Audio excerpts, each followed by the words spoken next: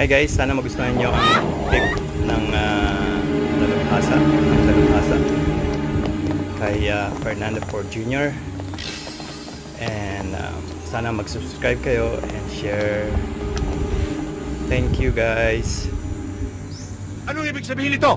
Masyado ka nagmalinis, Judge. Malaking kayamanan na inaalok sa'yo ng kapatid ko pero pinabayaan mo pa rin siyang mabulok sa bilangguan. Naging dahilan tuloy ng kanyang kamatayan.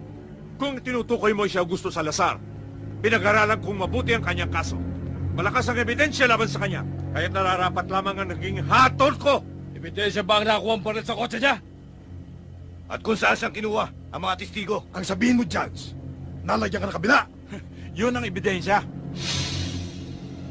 Ngayon, Judge, ako naman ang hahatol sa'yo.